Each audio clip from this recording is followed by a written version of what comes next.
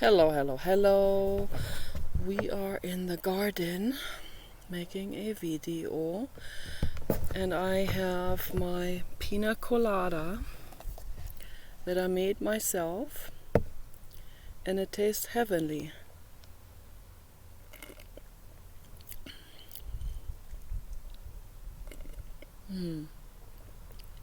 This is heaven, and it's very easy to make. You put pineapple in, if possible fresh pineapple, and rolled oats and water, and you blend that together, and you got the best pina colada in the world. And it is vegan whole food, and it tastes fantastic. It doesn't contain alcohol. I absolutely love it.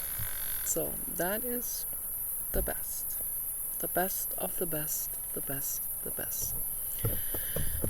And I wish that everyone would make themselves non-alcoholic drinks that are whole food vegan. That would be the best of the best. And then the world can recover, and your bodies can recover, and you can heal from your wounds from childhood, because if you drink alcohol, you can't even process any information that you had to deal with during the day. At night, you can't process this very well in your sleep. If you have alcohol in your blood, you cannot process any of these things that need to be processed during sleep time. Okay. During deep sleep phase and during REM sleep phase, which stands for rapid eye movement, which is the dream phase. Okay, the dream phase is there to process neurological information. Okay, so it's very, very important that your system is free from any kind of drug or substance, and even pharma drugs are not they don't help you very much processing information during the day in your sleep. So you need to have your system fully free and clear in order to process information properly. You have to cleanse your liver, and you have to clean your blood out, and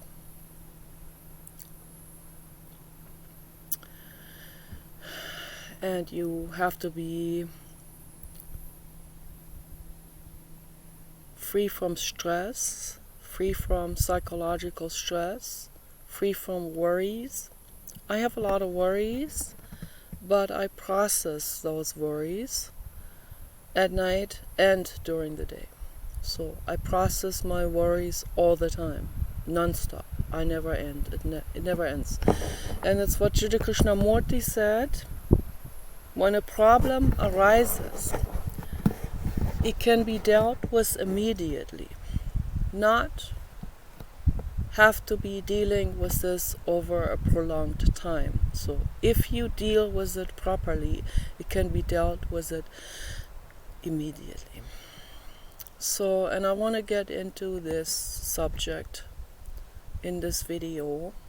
This is very important that I share this information, because that can really save the world, this information. If people would process their stress properly, not drink alcohol, not take drugs, not act out on others in any form, okay, but go into their own minds and deal with that right then and there. whatever problem arises, whatever you think is your problem. So I have to bring up details, because if I don't bring up details, particular, very, very minute details, if I bring up vague details, there's a whole range from vague details to minute details. So minutest details, okay? So it's the minutest details that most people don't want to talk about, okay? Because they want to put themselves on a pedestal, and that has to do with pride and shame, and that is a human species psychological collective wound, okay, that needs to be healed. So, but how do we do this, What comes first, the chicken or the egg? Yeah, so obviously they both, that entire question falls away, because the chickens are related to us. Whether you like to, and there's again the shame and the pride and the human species. Sorry, but you're related to chickens, okay? Because you are a psychological chicken. That's why. No, that's not why. The reason why is because they are our cousins on the evolutionary scale, okay? So, but that's another side theme that I don't want to go into. So I want to stick with the subject of how do we dissolve the idea of self-importance? How do we dissolve pride? How do we dissolve shame? Okay, shame and pride is the same energy. There's no difference. Okay? Shame and pride is the same coin. Okay. It's just a matter of how you flip the coin and which side is up. Okay, so there could be shame that's up, there could be pride that's up. Okay, so it always shows one side. Okay, so obviously, however you throw that coin. Okay, and that is the human condition. That is a psychological collective wound that this species has, and not only this species, but chimpanzees have that too. Many chimpanzees have that too. They too have ego. They too have pride and shame. Okay, and then obviously very gradually it fans out into other species as well, but not in such a pronounced way. So wolves have hierarchy. Okay, obviously it fans over into their species. So, but not all wolves. So, and not all humans, not all chimpanzees. So what's the difference between these outsiders and the average person in each given group? So what all the outsiders have in common, the wolf outsiders, the human outsiders, the chicken outsiders, and whales are in general more like the outsiders. I think most whales are like the outsiders. I don't know about dolphins, so they have a lot of outsiders. They live in a different medium. It is completely different psychologically. To live in water, totally different. So because of that, obviously they don't have to deal with certain types of survival mechanisms, and I think they're, in general, when they help each other, they survive. So It's like the Nordic people, the Nordic humans.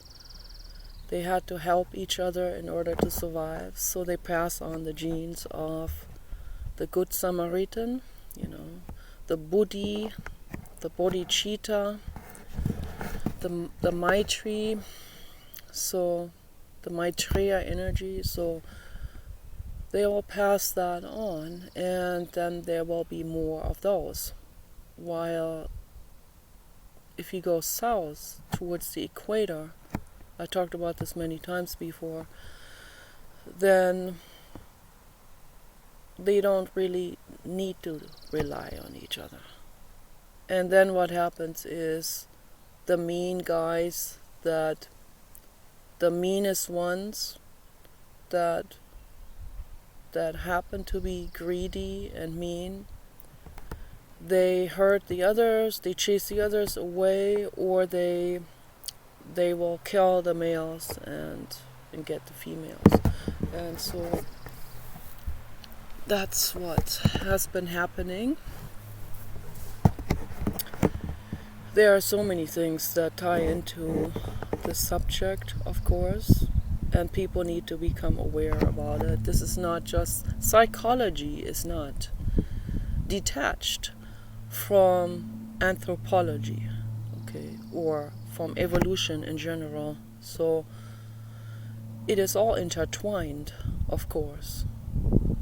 Psychology is also not something that just pertains to something we experience during our childhood, and then we have to deal with that later on. So no, psychology spans over the entire species, behavior, what's going on in the brain, the neurology, the neurochemistry. It has to do with all kinds of physical functions that are also tied in with it, tethered to it, woven into it.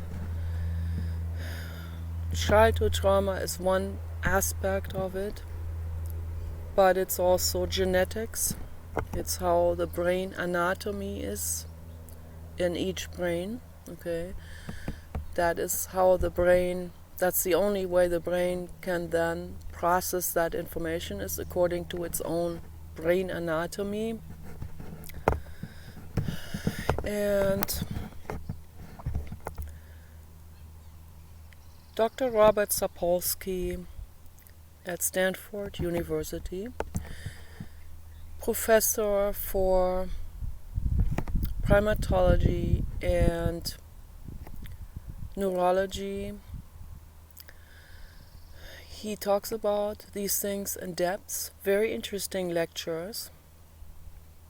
And he personally believes that there is no free will at all, because it all ties back down to the way we are genetically, the way our bodies and brains are genetically hardwired. They use that term, the way the anatomy of the brain has grown. Okay. And then according to this anatomy, that living being is, according to Dr. Sapolsky, is totally tied down to that particular setup of brain anatomy, which then funnels the person into specific behavioral patterns. So I know that the psychoanalytic type of people, Sigmund Freud and Dr. Arthur Janov and many other people, they probably don't agree with him because they're coming from the psychoanalytical school, and they probably think that there is some certain freedom of growing and healing and expanding and so on. I mean, that they cannot be completely stagnated. It cannot be completely wired in a way where there's absolutely no plasticity and no chance for any kind of revision. So, and I agree with the psychoanalytical people, and I go further, I agree with people that go into epigenetics and into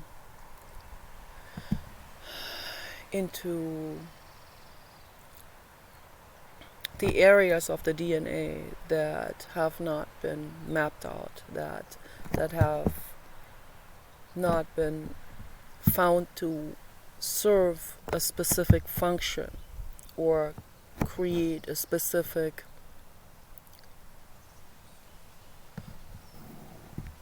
self-differentiation, so or specific task for body or brain.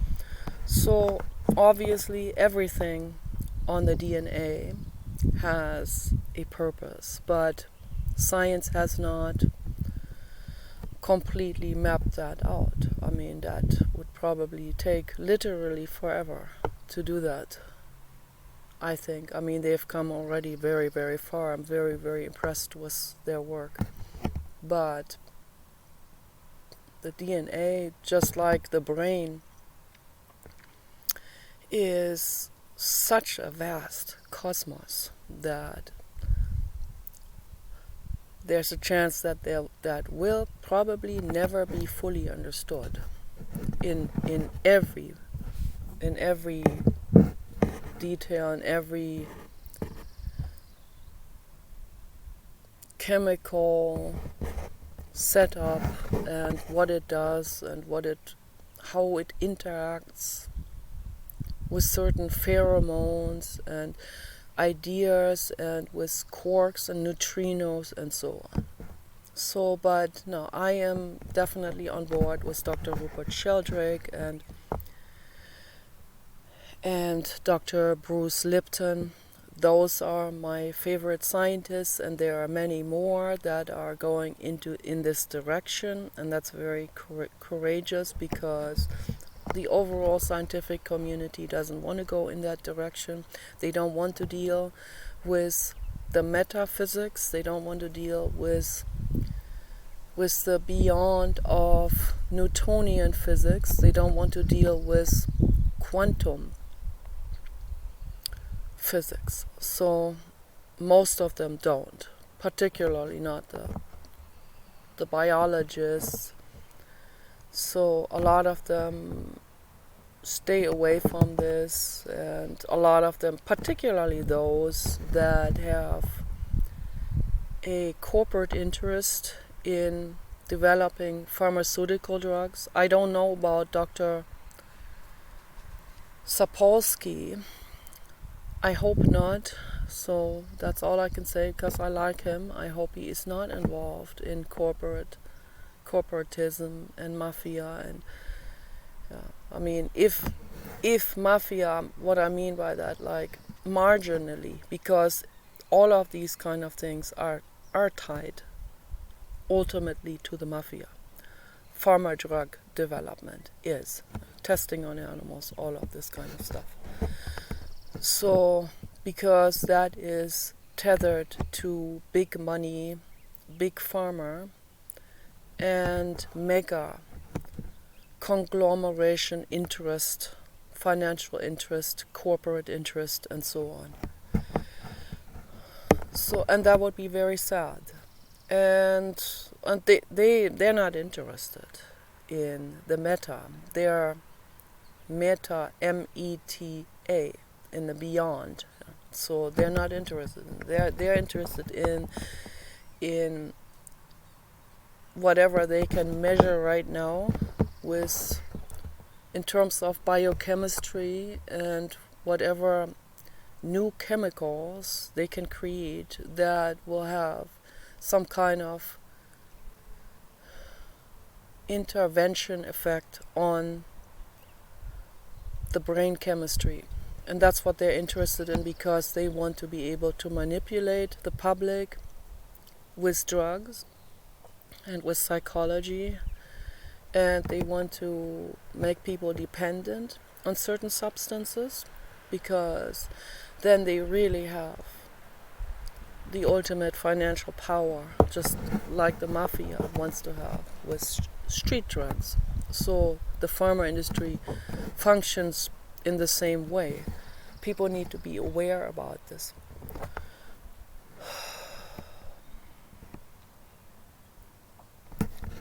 Awareness, we have to become aware and not let the mafia bully you with some petty words like Cairn, Good Samaritan, or conspiracy theorist. Okay, so don't let that bully you into questioning. Don't let that bully you into accepting the mafia, the pharma industry, hook, line, and sinker. You have to, as a living being, with the brain you have to use that brain, and you have to question things, and you have to be a participant in making the world a better place. And the only way you can do it is if you also pay attention, if you look over other people's shoulders, and if you monitor others, if you question things, okay? It's very important.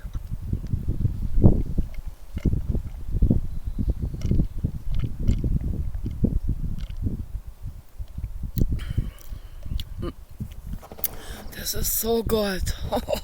I wished everyone could make themselves rolled oats, fruit smoothies like that. It's so good. Oh, watermelon blend. You don't need anything other than watermelon. If you cut a watermelon, all you have to do is you put it in the blender and you blend it. You don't need to put water in it, because the watermelon, that's what this watermelon is all about.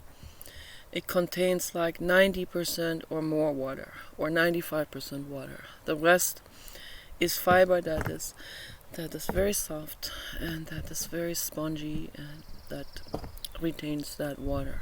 Okay, so cut that up, you put it in the blender, you blend it, and that's the ultimate superfood. It really is. Dr. Richard Schulze, the nutritionist, said that as well. So very, very good to drink watermelon smoothies every single day. And if you don't have that, you can also buy frozen fruits, berries and stuff like that. Put that in the blender together with water and with rolled oats. You can also put blackstrap molasses into it. That's very nutritious, very, very nutritious. Actually, what that does is it's an overload of nutrients. What that does is, this is just a theory that I have, but I really believe it. What that does is it actually docks onto white sugar molecules. White sugar molecules are not good for your body. Okay, they're like free radicals, sort of. They are free radical molecules that are not natural, that usually do not occur in nature. So, because in nature, whatever plant you put in a blender, or in the past they didn't have blenders, whatever food you eat is just saturated with whole sugars, and these whole sugars are they're woven into a macromolecule, into a macro sugar molecule. It is full of nutrients and other really important minerals. It's woven into it. So a macro whole sugar molecule. Okay, that's how we should ingest sugar, only in a whole sugar form, not in a free, broken, splintered, isolated sugar molecule. So we shouldn't be putting anything that is an isolation, a chemical isolation, into our bodies. So when you take brown sugar, and particularly molasses, then molasses is the side product of that separation, the chemical separation that they do to get white sugar, which is idiotic to do. They should just leave the sugar whole. So they should leave the sugar the way it is, naturally.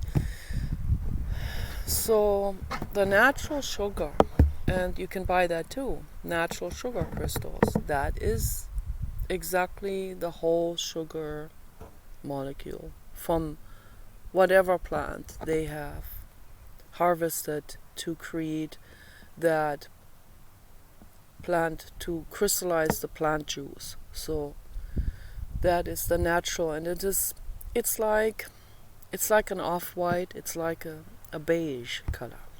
And then the brown sugar is darker because they have taken some of the white sugar out of it. And then the blackstrap molasses is almost black and it's a black syrup, tastes really good, and that is a side product of, that's an accumulation of minerals, that's why it's dark. Okay. So, and other nutrients, accumulated forms. Okay, so, and and the white sugar had been removed out of it. So I'm just using my own logic. When you eat that, it will dock back onto the sugar molecules that had been chemically isolated by chemists, and that protects your body from the white sugar molecules. That's a theory that would have to be proven. I don't know, but I'm pretty sure that's what happens. And very similar chemical reaction happens with bentonite clay. Also, bentonite clay, that's even more complex, that molecule. That's the natural bentonite clay is a humongous whole molecule, and that molecule contains all kinds of things. You don't want to take these individual components out. You don't want to isolate any of that, because if you isolate certain metals out of it, then you're creating a problem in the whole world. You're creating pollution, you're creating health problems, all kinds of stuff. Aluminum, for example, should be embedded in absolute minutest molecular pieces, embedded and docked onto the entire macromolecule, because in that macromolecule, even if it has trace elements of lead in it, or mercury, or other very dangerous metals that are very, very toxic in isolated forms, they're so toxic they can kill a person in small amounts. So, but if this is if there are trace amounts of those molecules from the metals and other substances embedded in a large macromolecule, then this large macromolecule not only doesn't hurt you, it would go through, it also has the capacity to mop up any kind of pathogen and any kind of free-floating matter in your body. It even has the capacity to mop up radioactive metals, radioactive components, like free-floating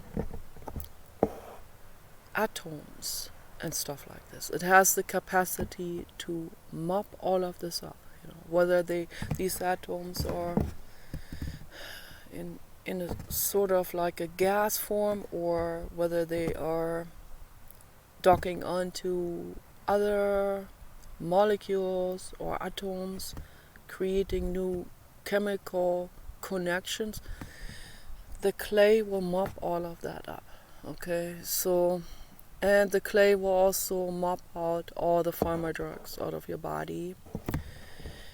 And so I highly recommend to people to quit the pharma drugs and to take the clay instead. And you have to drink a lot of water, a lot of pure water, as pure as you can find it. So not tap water. So it has to be, you have to use a real good water filter, so that you don't put additional toxins into your body. You want to chelate and mop that out. You want the clay to soak all of these toxins up, engulf it into its structure, into its molecular structure actually. Okay, so that's the absorption process. Okay, and the adsorption process is when it docks onto the other molecules, and then the absorption process is when it embeds them into its own molecular structure and renders it neutral, and then it doesn't release it back out. It flushes it out of your system. You poop it out. Okay, so, and that's a way to get that stuff out of your body. You don't want any of that lodged in your system or your organs or your muscle tissue or your fat tissue. You want to flush all of that out. And it probably takes a little over a year. It might take 2 years if you do it really systematically to flush all of that out with clay. But you can do it, okay? So you have to be very patient. You have to be dedicated to do it. You can't be putting any more toxins into your body, okay? You have to really, when you make that decision, you want to heal, you want to live, you want to make the best out of your life, okay? You want to have a chance to have a real interaction with another living being and not be wasted on alcohol or drugs, or be discombobulated. Paul likes that word, be constantly confused and like running around without any kind of clarity in mind, So if you want to bring clarity into your brain and peace into your brain, then, and you want to get rid of the over acidity in your body, then you have to do this detox. And it's not just a detox, it's not just a diet or some intermediate intervention or something. No, it's a new lifestyle. Okay, it's a completely new lifestyle. This is a whole and wholesome lifestyle. It is a holistic lifestyle. It is a way of living your life in peace and harmony with the nature around you. No more poisons, no more toxins. People think they drink alcohol and it doesn't do anything to the environment. Whatever you put in your body, it does come back out in the urine, in the poop. It comes out in certain amounts. So with the clay, it all comes out, and then it comes out and never gets put back in. Okay, so then in the future, what comes out is not toxic. But as long as people are ingesting toxic stuff, Of course, they're peeing that toxic stuff into the environment. They're pooping it into the environment. It ends up, in sewage facilities. Most sewage facilities they don't have these purity standards. Okay, they have a lot of corruption going on. The ones at the shorelines pump their half cleaned sewer back into the ocean. What does that do to the environment? What does all of that do? The toxins that people put into their bodies that end up in the ocean, or whatever people use, toxic makeup or toxic perfumes or toxic cleaning agents or toxic gardening substances. Okay, all of that, they think it doesn't do anything. It goes into watersheds, it goes into the soil, it goes into the groundwater, it ends up in rivers, it ends up in streams, it ends up in the oceans. Okay, this is what's happening. Unfortunately, it is. It's very important to share that. If we want to make the world a better place, we have to detox. It starts with you, the consumer. You have to say no to the toxic chemicals. You have to make that decision in your life.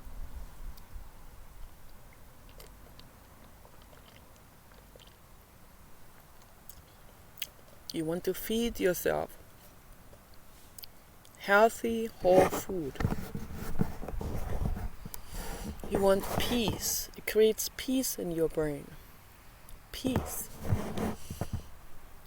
I have peaceful moments sometimes, and I'm very infinitely grateful for them.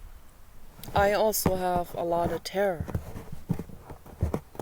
but that's because I am processing all of this past trauma and what I see in the world. The energy in the world, I feel it. When an airplane flies over me, I'm very sensitive. I sense the energy. There's an ice cold energy for most airplanes that are flying above us. Some of them release chemicals even. And they test chemicals on communities. This is not a conspiracy theory. This is happening. Okay, they test chemicals on certain communities, and then they compare that and they do scientific research. They use people as test animals. Okay, and most people are not even aware about it, or they would just reject that idea because the government can't do anything wrong. That I hear people say this literally. One time I was petitioning for the whale on the Klamath River. We went there to the Klamath River. There was a mother gray whale with her calf, and they were swimming back and forth frantically because a sandbank prevented them from going back into the ocean. They went into the river to get away from active sonar. So I used that opportunity to bring awareness to this and to also ask everyone, help them. Let's help the mother with the baby. I contacted every group I could think of. I know that the very large ocean aquariums, the ocean parks, they have crane helicopters where they can actually rescue whales. They can put very large mats underneath them, tether them, and around their torso, and they can, with those crane helicopters, they can lift them up and fly them back into the ocean. But they're afraid to go back in the ocean, but then they have to go back in the ocean. Then summertime was coming, and the river level was going down. They couldn't even get back into the ocean. It was a disaster. The baby ended up getting out through that gap, And the baby ended up going back into the ocean, but the baby was still nursing. The baby needed the mother, so nobody knows what happened to the baby. It made me frantic, that situation. And the mother ended up stranded on that sandbank, and the very same veterinarian from the Marine Mammal Center in San Francisco, who I have talked to before, like I talked 2 years before I talked to her, she came there and euthanized the mother. And my friend Lana and I, we cried rivers. Okay. But we went there with our Great Dane Kenny. We had Kenny at that time, and Lana and I, we both were there with Kenny, and while Paul went up with his camera on the bridge and filmed the whales. And that film is on YouTube with the title Klama's Gray Whale Mother with Her Baby, or something. I forgot the exact title, but I also posted my active sonar article under the video. It's very important. I got immediately attacked by corporatists about this, because they would rather censor me, they would rather censor this entire thing. So they had to put their bullshit there. I argued with them and gave them facts, and they obviously could not deny those facts, because I researched that for decades, literally. I researched this for over 20 years. And in depth, because I started researching this in 2002 in LA. I was so devastated when I first heard about it. First heard about it from Greenpeace at that time, about the active sonar. That really bothered me, and that's why I dedicated my whole life to protecting the whales and doing whatever I can, standing in front of stores in LA for hours and hours, like almost every day I would be doing this, talking to people, getting signatures, sending the signatures to legislators, and they just throw it away. But I did it anyway because it means so much to me. And I informed a lot of people. And then a lot of people went there they went to Eureka, to the courthouse. A lot of people from all over the place, from all over the United States, went there to have, for the public hearing, okay, on the active sonar, and for protesting the active sonar, for giving the facts and telling them, don't do it anymore, this needs to be shut down. And no matter how many people were there were people, my friend told me, they were standing in long lines, even outside on the street. No matter how many people stood up for the whales, the judge overturned the public. So there's no democracy at all. Democracy doesn't work. When the government is the mafia, they will overturn even the vast majority of people that will speak out on something, whatever it is. So in California, for example, most people voted for the death penalty. Governor Newsom overturned it. So that there's no democracy then. There is no democracy. So if democracy isn't practiced, then how can it function, right? It doesn't. It can't function. If democracy, like at Greenpeace, is not practiced, if an infiltrator comes into Greenpeace and takes and exploits that good-hearted, kind-hearted democracy in that non-profit group, then the infiltrator will kick the very person out who founded the organization, Paul Watson. Okay, so, and then make it into something that's just, it becomes a business. It becomes a pseudo non-profit. It becomes a facade nonprofit. Okay, and that's what Greenpeace is now. Yeah, with the exception of very, very few people that are there in order to help and to try to make things better, okay, to save some things. But the vast majority of people are just authority obedient, and the people who run it are infiltrators, and they have corporate interest in it. So then the same thing happened to the next organization that Paul Watson founded. He made the same mistake again.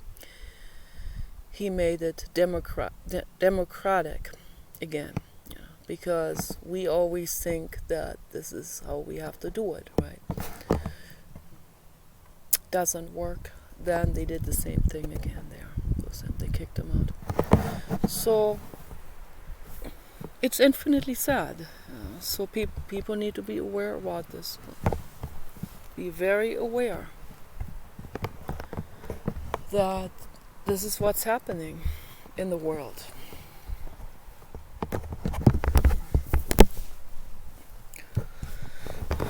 Makes me cry, makes me infinitely sad to see injustice happen because of corporatists and corporate infiltrators and mafia people, okay, and the rest of most other people authority obedient towards them, thinking that they know what they're doing.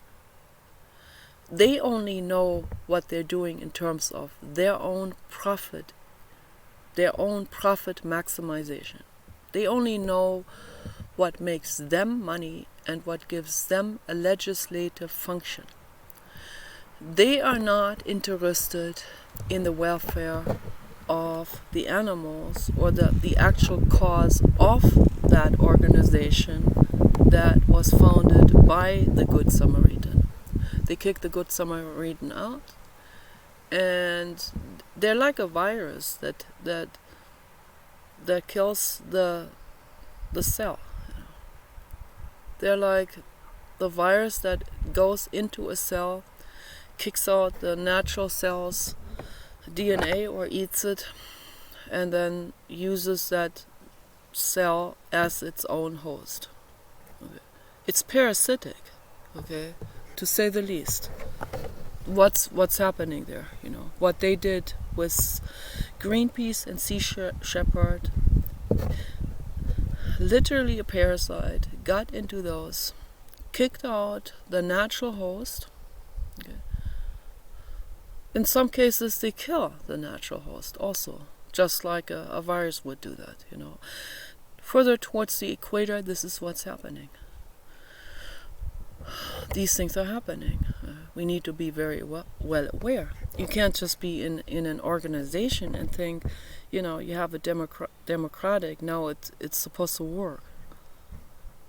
No, it doesn't work, because it invites for a parasitic entity to come in and take over and change things and make that what was originally meant to help animals make the world a better place, make that into something else. Okay. Make that into something corporate that helps the corporate agenda, the mafia. Okay, this is what's happening. This is very, very, this is very serious. Okay, and that's why I make videos about this, because people need to be aware. You need to be aware that you need a clear head so that you can observe other people. You can observe what they're doing. You can question what they're doing. Why is this grant writer there?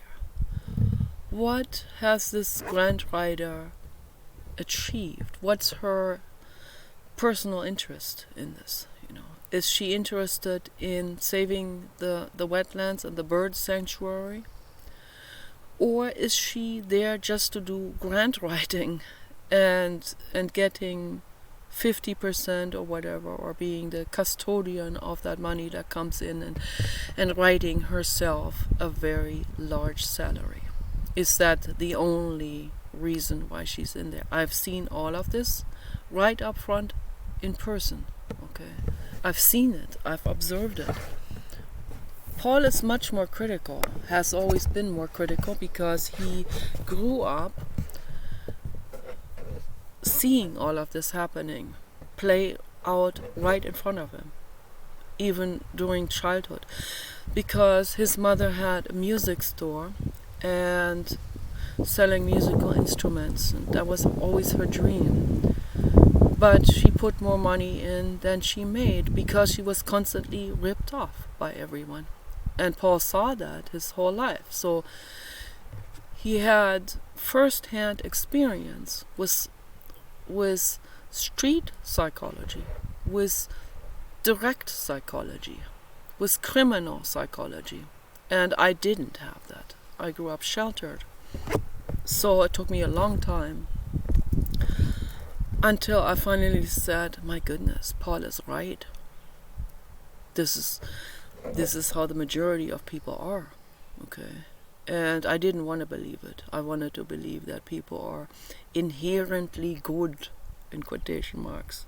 So obviously the majority of people are not good in that sense of what I'm talking about, in that sense of being a good Samaritan, being a good steward to planet Earth. Okay, most people are savages. That's a fact. I thought about this yesterday. I thought about this in depth. What would happen if we don't get AGI robots? What would happen if... I mean, we are going to get AGI robots. So they're our rescue mission. Okay, but if we didn't get AGI robots, can you imagine what would happen to the human species? I mean, it would get so rough, you have no idea. You think, when I was 18, I thought anarchy, we were all for anarchy. Like, yay, spot on, punk rock, Henry Rollins, we want anarchy, We're like on board with Derek Jensen. I thought about Derek Jensen very much. So I don't know if he still believes this, but I love Derek Jensen. He's really great. I've met him in person. He's a real wonderful, compassionate man. He wrote books on the situation on Earth, and it's very important that people do get educated on those issues. Okay. He is not offering the solutions, okay, and he doesn't have to. Not everyone has the same task. My task is to offer solutions, so I feel like that's my mission. My mission is, that's why I'm here on Earth. I'm here to offer solutions, okay, to talk about the solutions. And it's very, very important, so anarchy obviously is not a solution, but it is an inevitable development. Okay. If nothing comes in to rescue planet Earth, the situation with pollution and all of that, and exploitation, then things are going to get really, really, really horrific. And this is not... I'm not trying to be extra dramatic or alarmist. This is what's happening. This is a fact. Okay. And it's not a theory. This is a fact. This is a hard fact. Okay. If you really get informed, not just from whatever, particularly not from people that are writing random books on doomsday or something, or some Christian doomsayer or whatever. I'm talking about real science, okay, scientific facts, okay. Global warming, that the data is out there, it has been proven, okay. So there's no argument about it. People can get as mad as they want to, because they don't want to believe it. But the facts are facts. Okay, so pollution is creating an enormous shift in climate fluctuations, in a disruption of the balance of planet Earth. Okay, this is a fact. A cascade of domino effects are already happening. They are already set in motion. Unbelievable climate catastrophes are happening all the way around the globe in different regions. For example, the Pacific Ocean is rising, flooding certain islands out there, Pacific islands, where the people they are already living in 1 foot of water where there was land before. So, and it just keeps on going. It keeps on getting worse and worse and worse all the time. People have to get evacuated. Okay? They can't stay there anymore because the water level is rising all the time. Unimaginable storms are happening in places that never had storms before. Here, for example, they didn't even have snowstorms like this. So last winter, we were at the other house when that happened. There was a snowstorm here that happened for a few days when we were at the other house. When we came back, it had already all melted. But there were like 3-4 really large tree limbs, as large as trees themselves, tree branches, huge tree branches that had cracked down, okay, that are now hanging half down, like hanging on a thread. And Paul has to cut that off. And the reason why is because the heavy snow pushed those down. Okay. They never had these kind of snowstorms here before. And every winter this is happening, getting worse. So for a few days, every winter there's sudden heavy snowstorm happening where the snow is like 0.5 meter, like 3 feet thick or something, and it will push down on the tree limbs, okay, and crack them down. They're not used to this. And incredible windstorms also, that shake the trees around and shake everything around. And I feel terribly sorry for the animals. I don't know where they find refuge. That's why, for me, it's very important to have something like really, really large rhododendron forests and thick brush and Paul cut into there in the middle, and I was against it. I fought with him on this because I didn't see the point in doing this. He thought this would make it, I don't know what he was thinking, would look better or something. I don't know. It doesn't make any sense. It just caused more problems, It caused the animals to get scared. There are nests in there. This is a huge area for the rhododendron, and there are other plants growing in there as well. And it's all interwoven, and there is this confetti ivy that's growing there into really, really large condensed domes.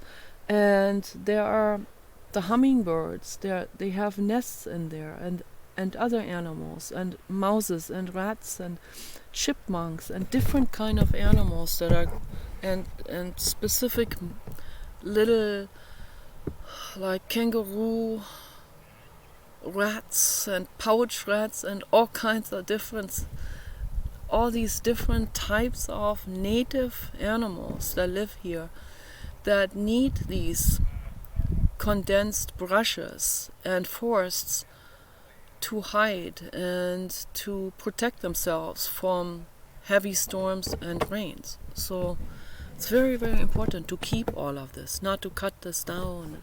Never cut anything down, never cut a tree down. We trim this here, we give this a haircut. I recently gave this a haircut, because we're selling the house. It has to look neat, and this looks fantastic, you know, to have a haircut done on the cedar and also the rhododendron, and make it look neat, and so you can drive through, but don't cut any more than this. So it already encroached over the road by almost 2 feet, so, but I don't mind, you know. The van can still drive past it. It brushes lightly against the van, but that's okay. And yeah, the cedar is more important, but obviously you have to trim it to a certain degree so that you can drive past it. But don't trim anymore. Don't cut trees. Very important. So anyway, video is already over an hour long. Peace and love.